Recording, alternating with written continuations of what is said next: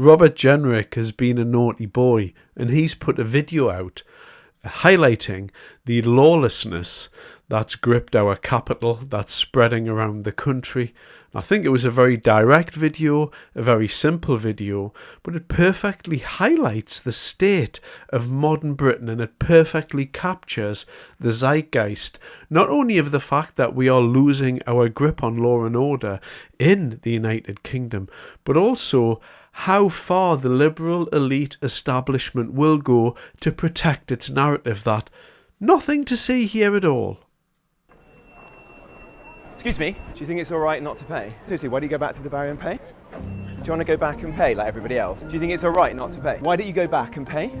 You can say off as much as you want, but everyone else has to pay. You're carrying a knife, do you say? Nearly 1 in 25 people using London's public transport aren't paying for it. So there's 8 officers down there, but 1 minute away, that gate's wide open. It's also just annoying watching so many people break the law and get away with it. Or at least most of the time. Right, should we go over here to these guys here? Excuse me, gents. Hello. You're on camera, mate, you're banged to rights. Just step to the side and... All right, thanks very much, guys. It's the same with bike theft, phone theft, tool theft, shoplifting, drugs in town centres, weird Turkish barber shops. It's all chipping away at society. The state needs to reassert itself and go after lawbreakers. We don't normally see MPs do this sort of thing, but Jenrick is getting a bit of a name for himself for doing it, and good on him. Yeah, he's part of the Tory party and they've let everybody down over the last, decade and a half, and they're not to be trusted, particularly on immigration. Yes, they've let us down. However, it shouldn't detract from the fact that one of their MPs, Mr. Jenrick, is making the right noises and saying the right things, and credit where it's due. This type of thing needs to be called out, and it needs to be pushed into the open. And of course, let's leave it to Channel 4 to come out and wag the liberal finger at people. Well, Transport for London have said Tory MP Robert Jenrick didn't have permission. He didn't have permission to film a video where he was calling people out for evading fares and costing the rest of the people in London more money to ride the tube. And this is the reaction from the liberal media. It wasn't, oh, look at this, we need to have an interview with Transport for London, we need to drag them in. No. The Channel 4 broadcast programme is obviously going to protect Sadiq Khan's London because that's what they do. And I think this is highly indicative of where we are as a society.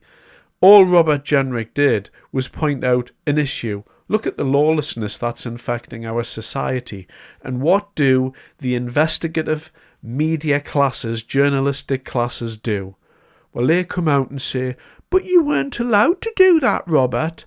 And this is the pathetic state of play. But of course, Robert Jenrick did have his own little answer for that.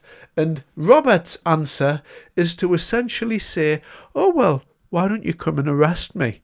Which I thought was a perfect response. And of course, unlike the fare dodgers, because you're not arresting any of them, are you? And this is highlighting his point again.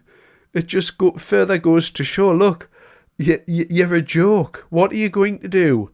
Nobody's going to come and arrest me because nobody's being arrested for anything. And I think this underscores and puts an exclamation point at the end of Robert Jenrick's point. I've done videos on the Greggs issue, when you may have seen those types of things where people wander into shops, wander into Greggs, fill their bags with stuff and casually kind of walk out and go about their day. And as I said then, this develops into a spreading disease. It's a little bit akin to a garden. You allow the weeds to grow and then one day there's no garden left and you've just got weeds. And that is a perfect analogy for what's happening in this country with regard to law and order.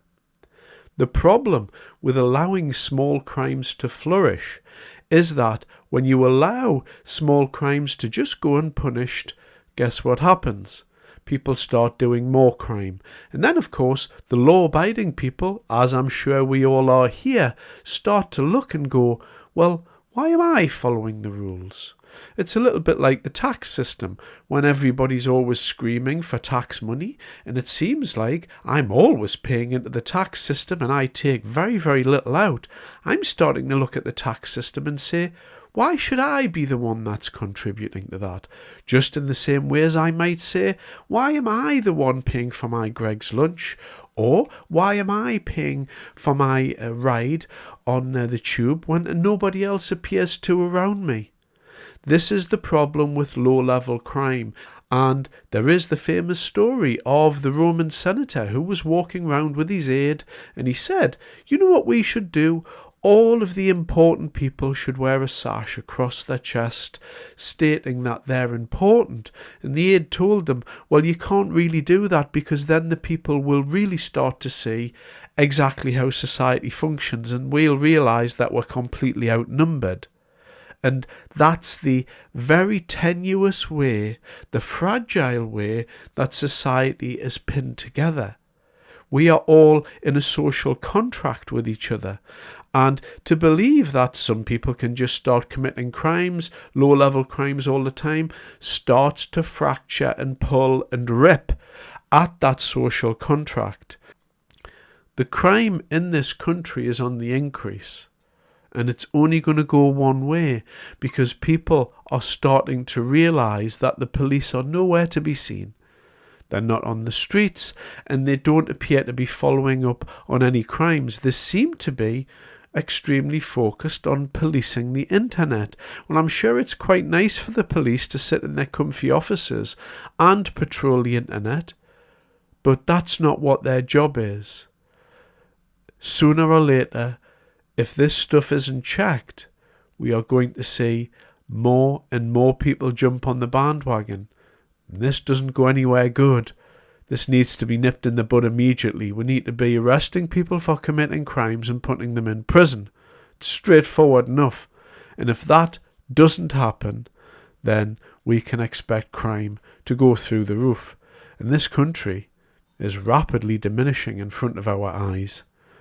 And you can point to many things as to why that is, but ultimately it's the politicians and the police that set the tone. And if the police aren't looking after the people of this country, then it's on the powers that be to make sure that we do.